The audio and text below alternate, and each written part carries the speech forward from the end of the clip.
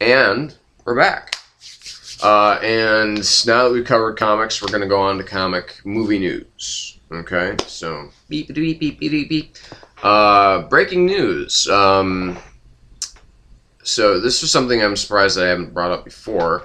I think it was just released last week. Iron Man 3, obviously, as you know, as you previously knew, Jon Favreau dropped out of directing Iron Man 3. Apparently there were some problems on the production of Iron Man 2 that haven't been very widely publicized.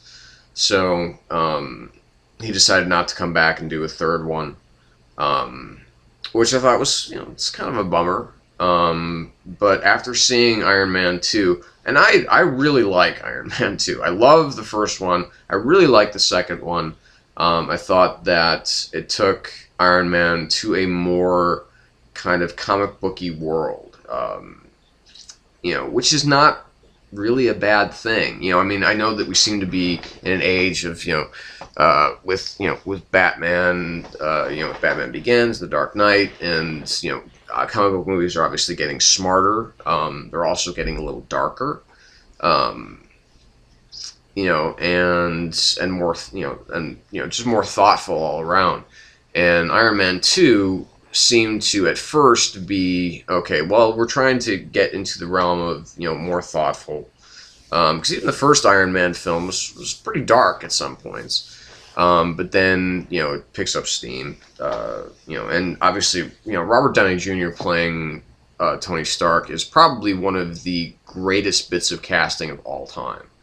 I really have to agree, I really have to say that, because I think that it was so inspired to have, someone like, RDJ with all of his, natural charm, I mean, his tremendous acting ability, which was unfortunately marred by, his personal issues. But anyway, going beyond that, Jon Favreau, I didn't know if it was going to be a good choice for Iron Man or not. He turned out to be, pretty damn good. Like I said, I really like the second film, but you can tell that things seem to kind of, it seemed, and from watching some of the special features on the Blu-ray and so on and so forth, it seemed like they seemed like they were just kind of doing a lot of things on the fly. It didn't seem like they had a really solid set script. They just had some kind of basic outlines, some basic ideas, and I don't know if it was more because they felt rushed to the table with this film, because it was only a 2-year break between this film and the first film. So I tend to like it when sequels go at least 3 years between, because it gives you more time to prep the script and make it great and flesh it out and really make it work. That's where I think, that's why one of the reasons I think that Favreau backed out. So we have now Shane Black is going to be directing the latest installment. Now, those of you who are not familiar with the work of Shane Black, I mean, you're all familiar with the work of Shane Black. You know who he is. You probably just don't really think of him as a director or really even, think of him by name. Now, I mean, Shane Black is the man who wrote, Lethal Weapon, films like, The Last Action Hero. He appeared in Predator, and probably Ghost wrote some of the stuff that was going on there, too. He wrote The Long Kiss Goodnight, which at the time was the biggest money-making script of all time. It was like, they sold it for like $1.5 million. Which I think if it had been cast differently, maybe with a bit different of a director other than Rennie Harlan and, a female lead like Gina Davis, I think would have been a superior film. But I still do like it because his dialogue is sparkling and works pretty well with, especially with Sam Jackson. But his most recent achievement was Robert Downey Jr. and Val Kilmer in Kiss Kiss Bang Bang, which is the the best action comedy of probably the last couple decades, probably since Midnight Run back in 1988. It's a perfect blend of both action and comedy, and it's, you know, it's a little bit nudge nudge wink wink at that genre. So the fact that he's stepping in to direct a film like that, because he does have a really good visual style, I hope that he writes it, because his writing is kind of, you know, it's kind of like Quentin Tarantino, where he's, you know, Kiss Kiss Bang Bang, you know, has a pretty good visual style, but obviously it's the actors and the direct, you know, it's the direction of the actors and the direction of, you know, and the writing, the dialogue that keeps it fresh and sparkling and always working. So, you know, let's hope.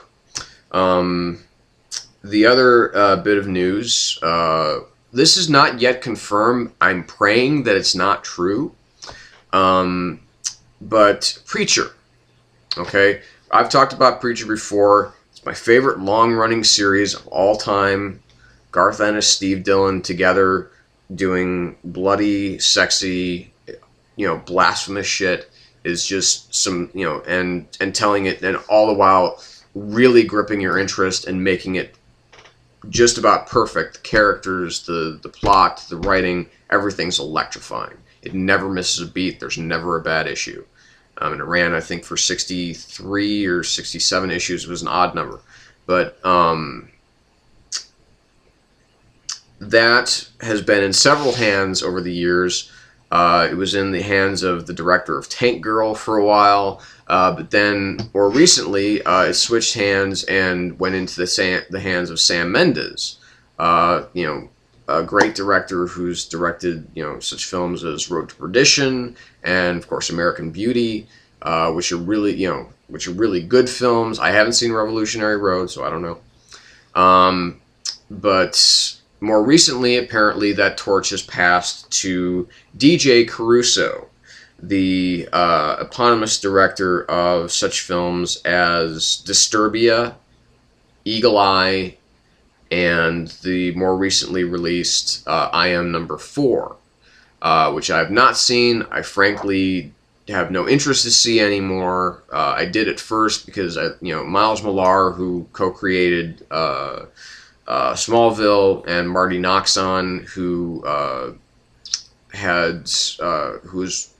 worked in the Whedonverse for quite some time, you know, writing it, you know, those two writing it, and Timothy Olyphant being in it. Timothy Olyphant, who I, you know, am totally in love with. If you don't watch Justified on FX, start watching it.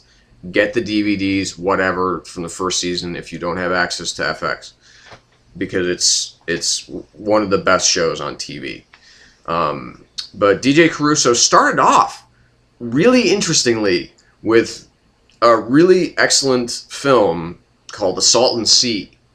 It's with Val Kilmer and Peter Sarsgaard and Vincent D'Onofrio and Deborah Carr Unger, a lot of character actors.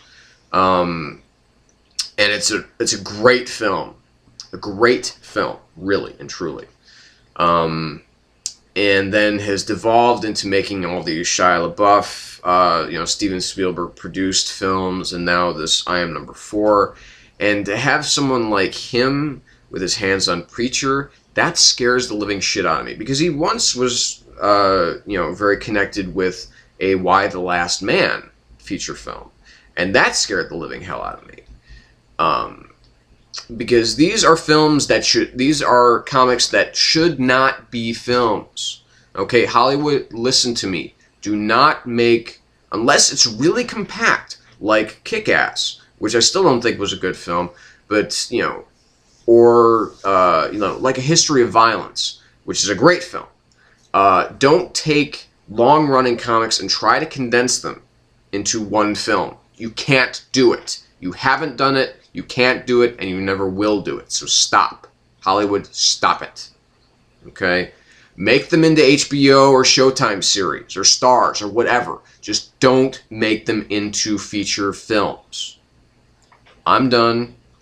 We're done. Thank you for watching The Shadow Gallery. We'll be back soon. Okay? Take it easy.